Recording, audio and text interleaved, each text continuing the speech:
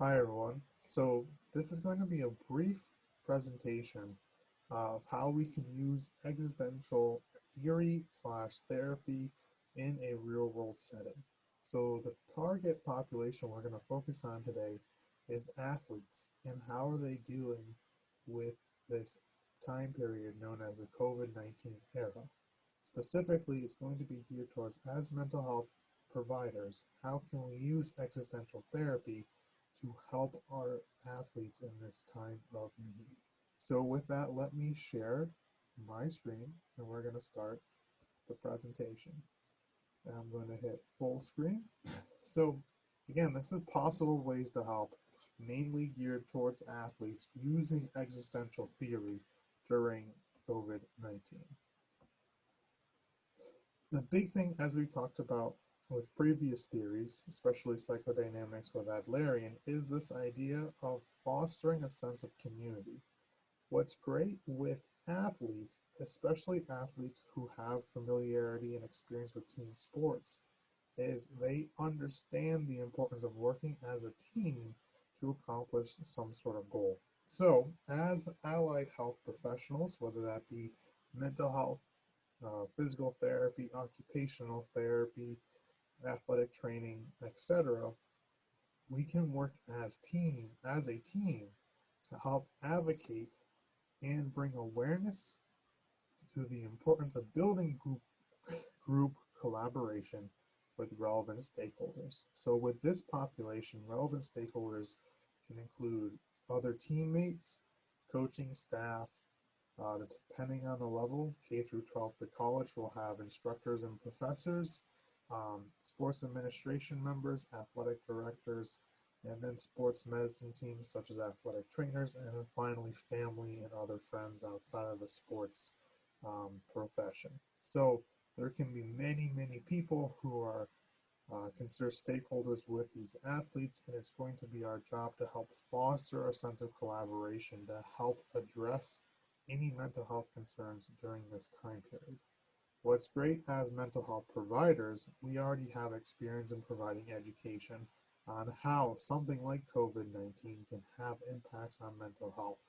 So we're talking about really the social factors regarding isolation, alienation, loss of meaning and purpose, and even an increased sense of our own mortality, we know can have strong impacts on one's mental well-being. As you notice too, what I've talked about, those themes are very existential. So as therapists who've had experience and even with our training, we have the ability to address these existential themes in this time period. Again, we're going to be considered the experts of existential therapy compared to OTPT, athletic trainers, and other sports medicine providers. So we can provide education not only to our student athletes or our athletes, again, depending on the population we're working with, but also provide education on what existential issues look like and how we can address them to other relevant stakeholders. So again, teaching signs and symptoms of mental health concerns, and we also want to promote community support by working with the relevant stakeholders that I've already mentioned. Coaches, sports administration, family, sports medicine, professors, instructors, teachers, etc. So one way, again, as mental health providers, what we can use is mental health screenings. This idea comes from the NCAA, the National Collegiate Athletic Association. It's one of the major associations in college sports. And what the NCAA has is a best practice manual regarding mental health. And within this best practice manual, they recommend preseason mental health screenings. So mental health screenings can be utilized to identify concerns prior to the athletic season starting, and as well, we can also use mental health screenings as a season concludes, so pre and post-season screenings. Now, ideally, it would be great to have screenings in between the season, but I understand that depending on the institution we work for and the level of competition we're at, we may not have the resources to utilize these components. So with the mental health surveys, again, depending on our resources available to us, we can have formal, such as a pen and paper tests or a test administrated online. Again, during this time period, online testing is probably the most preferable. And then informal testing. Informal testing or formal mental health screenings can be done just by check-ins through mental health providers as well as other health providers and other stakeholders. And again, this are essentially designed to gauge the wellness of athletes. We can do this through email, we can do this through Skype or Zoom, and again, as more and more athletic programs are returning to competition, we can also utilize this in person with certain precautions in place. So, really, to add the existential therapy slash theory into this components, we're going to talk about coping skills because what's happening right now for me, let's say to be hyperbolic, which it may not be, but to all of us right now, is our structure of reality has greatly changed. And we are trying to cope with this massive amount of change that has been occurring for some time now, almost a year. And still, a lot of us may be experiencing isolation, meaninglessness, and kind of this idea of stuckness and alienation. Really starting to question things as well. From my end, what I'm hearing too, because of this kind of slowdown of society, more people have been left to their own thoughts and have started to have existential questions of what is my purpose, what is my meaning, what is the point of life, and even because of the time period we're in, this question of death, life, mortality, fairness, justice, all these deep existential components have been coming into play. So, as mental health providers, we can help develop coping skills for our athletes in face of these uncertain times. So, when we're developing coping skills can be preventative as well as prescriptive. And essentially, coping skills are how do we deal with stressful situations. So, it's fantastic to do coping skill trainings before they are needed because it's going to be easier essentially to do this. So anyone who's tried mindfulness, you know that mindfulness on its own is already rather difficult to use, but it is more difficult when we are feeling some sort of anxiety or stress. It is called mindfulness practice because we practice these skills to make them not only have a preventative component, but it can be prescriptive that we will use it in time of need. So again, that's a very butchered version of mindfulness. Depending on the mindfulness school of thoughts, there's going to be different perspectives on this.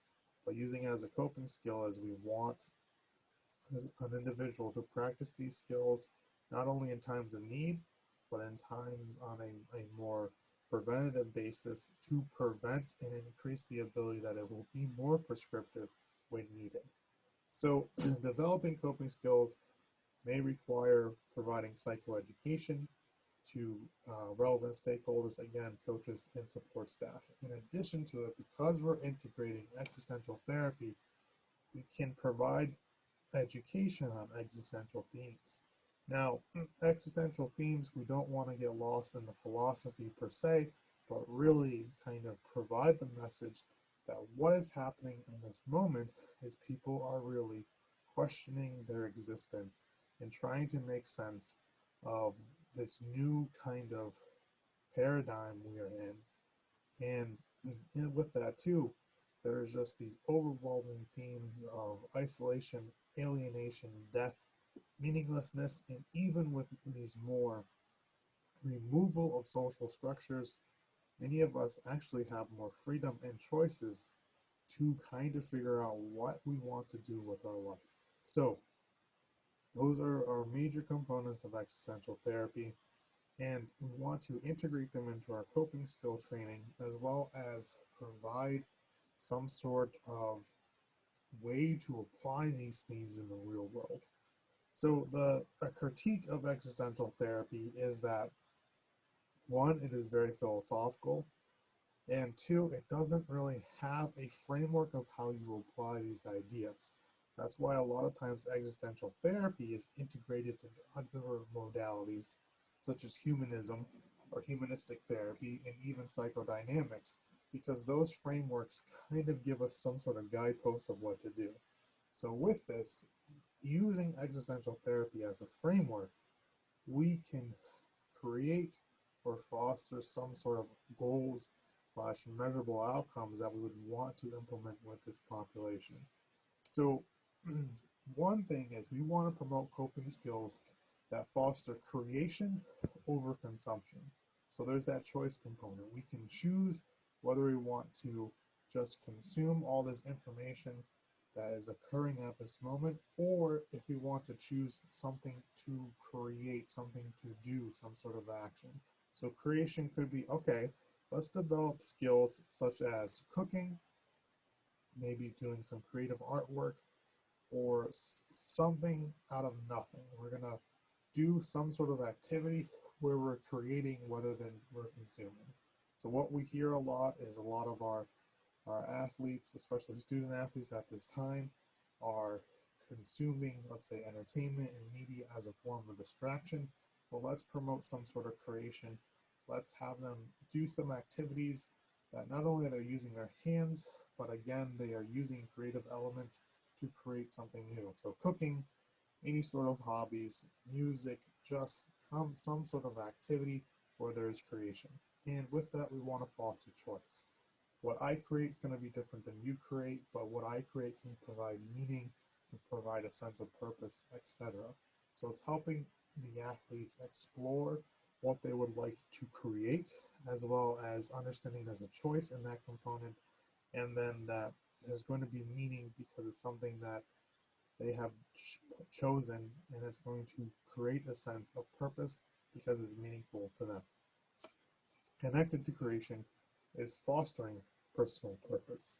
So this could be having conversations of what provides the athlete some sort of sense of meaning, some sort of sense of purpose. For many athletes, that is being in athletic competitions. And as mental health providers, we could also work together with career providers or career service providers to find ways of taking those skills that an athlete uses in competition and finding ways those skills can be implemented outside of the athletic domain. In addition to that, too, what we know with when we survey individuals who report a sense of meaning, there are some common characteristics. It is activities that someone does where they at times experience altered states of consciousness, such as a flow state, peak experiences, or feeling like they're interacting with elements outside themselves, like a spiritual component.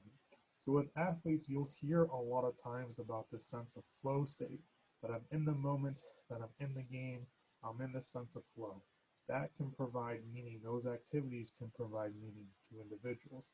We want to find other activities in addition to the sports that provide those flow states, those being in those moments, those connection to a higher purpose, something that transcends themselves. In addition, with meaning, we know that activity that is pro-social, so feeling like they're doing something that impacts not only themselves but others, can provide a sense of meaning. In addition, activities that are congruent with a person's personality, so an activity that they feel, yep, this fits who I am, provides a sense of meaning. And then really all those components can help individuals have purpose, which we know purpose and meaning from an existential viewpoint can help decrease mental health concerns. In addition to, we want to foster flexibility over rigidity. And so in this time, it is easy when all this chaos is happening to have a very, very narrow vision and just kind of go in and day out doing the same routine. We want to promote flexibility and openness, not only to help explore and find person and meaning, but this can also help normalize kind of out of the routine of how meaningful and thrilling it is to be alive. Because what we see a lot of times is rigidity, there is this stagnation. And when we have stagnation as a person, it is easy for mental health concerns as well as this sense of our own mortality to come into play. In this time period when many people are sheltered in place, they have lost a lot of their routine, and it can be easy for these negative kind of thoughts creep into our brain about our own mortality, especially in COVID-19, where almost every day we're inundated with death tolls, that this can create a time when many of us are experiencing our own mortality and can have this sense of fear between death. So there's with existential theory, confronting and just even processing, talking about our own mortality, our own fears, our own sense of loss, and grieving those losses can be really helpful in making sense and trying to find an answer to these huge questions of what it means to be human. And finally, we want this idea of connecting and building a sense of support, and that's going to help deal with isolation. So that goes back to our team collaborative components. How can we foster a community? Because if someone has pro-social activities, feeling a sense of connection outside themselves, that's going to foster meaning and purpose. In addition to, when someone has meaning and purpose, it is easier to deal with the Grim Reaper standing behind us in a way, to deal with those almost crippling fears that are deep within inside us, can be consuming if we do not have a sense of meaning, a sense of purpose, a sense of realizing that we have more choices than is in our side of our awareness at this moment. And in addition to, how can we find a sense of community during these times of isolation? So the problem, I would say, or a negative of using existential therapy is you are on a constant basis talking about the uncomfortable, right? So again, as we know with COVID-19 era, not only are our clients experiencing these issues, but we as providers are as well. So as providers, we know the importance of self-care. We teach it to our clients.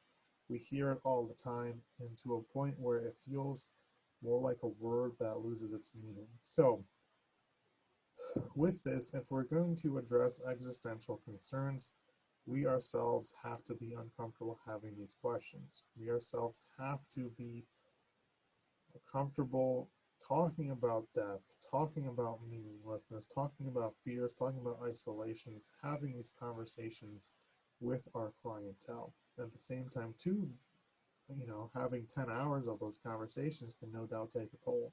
So we want to foster self-care.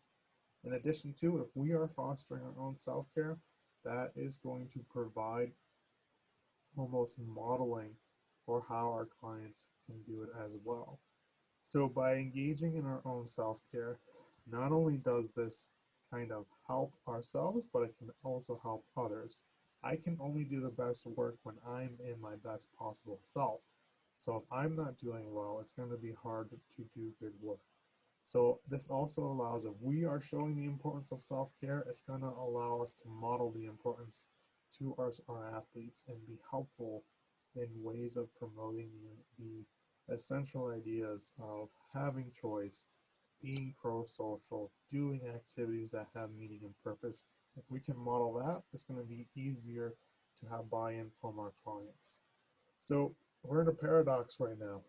Our services are in such high demand, and yet, in order for us to be effective, we also need to slow down to prevent burnout. There's so much demand, and it can feel like we need to meet this demand, which is understandable. And yet, with this increased need of service, there's going to be a potential that we burn out. And if we burn out, no matter how many clients we're seeing, we're probably not as effective as if we slowed down and took care of ourselves. Again, it's easier for me to say this than it is to do this, and I understand that. That's why we always need to have these conversations of self-care and strive for some sort of balance. So with this, what we can do for self-care is just accepting what's happening right now, and then being flexible, that we may not be able to do what we have done in the past, that even having future plans, we are seeing that they are constantly in flux. And so having flexibility with the future, with the moment, this can be helpful. And again, it's hard. No doubt this time period is hard. And that's why it's important to have a sense of community, to find activities that are meaningful, because uh, it is important for us to still instill hope. Because as providers, using existential framework, our two main jobs is one, create a sense of safety for our clients, because if they feel safe and comfortable, not only is it easier to have these conversations of existential themes, but also it promotes a way to make sure that our clients are in a safe spot in this difficult time. In addition, our role is always to instill hope, because having hope can greatly increase the process of finding meaning and purpose. A lot of times our clients come to us because they're not feeling hopeful. So if we can at least instill hope, then that can be very, very therapeutic. In this time now, what I'm noticing myself as a counselor, that I too am experiencing all this chaos, and it can be difficult for myself to have hope. So that's why it's vital. In order for me to instill hope, I have to take care of myself. I have to be flexible. I have to find meaning and purpose. I have to accept what's occurring right now. And then another component that for me that works is using creativity. So not only expressive arts, but realizing, okay, I have to find ways to deal with the circumstances that I'm in, and and a lot of that's using creativity to find a way to accomplish goals when a lot of the times the pathways are being changed quite a bit. So we're going to need to foster creativity to deal with these circumstances. So in closing, with all this high stress and uncertainty we are in, it's helpful to remember to remind ourselves, our colleagues, stakeholders, and even the athletes we work with, to take a moment to step back from what we are perceiving at this moment and kind of find other ways that we can be creative, that we can be meaningful, that we can have some sort of impact and purpose in this moment. So one of my good colleagues had this old saying that a lot of times it's easy to look at a wall and find that the only way to get through the wall is by running right through it. That's how a lot of us, especially coming from the athletic world, kind of see issues. If I just use all my brute force and strength and my perseverance, I can run through that wall. Great, right? That's what a lot of our coaches and the cultural end ask us to do, that we can easily run through barriers. And that's a neat skill. What we can also do as mental health providers is provide other alternatives to the situation. So maybe in the past it was fantastic to run through all the barriers, but right now maybe that barrier can't be ran through. Maybe you're tired, maybe you're injured, whatever it is. Maybe what we can do is step back, and rather than seeing a wall, we can find a possible door to walk through. So really having another perspective, taking a step back from all of this can really help us find ways to deal with these situations. So thank you. Again, this is just a brief kind of summary of how we can integrate existential therapy in dealing with a specific population and a specific concern. So really, at this time of chaos, all counseling theories I feel are relevant to help our clients at this time. Existential therapy, I think, can be really fantastic when people are feeling a loss in meaninglessness. When an activity is taken away from someone that provided them meaning, then we can help to foster um, new meaning, new purpose that can be very helpful for individuals during this time. So thank you. Hopefully this was helpful. Hopefully this made sense and wasn't some just me rambling all the time. I know I can do that. So again, thank you for watching. I hope you have a good day. I'm going to stop the share and I'm going to end the video. Have a good day.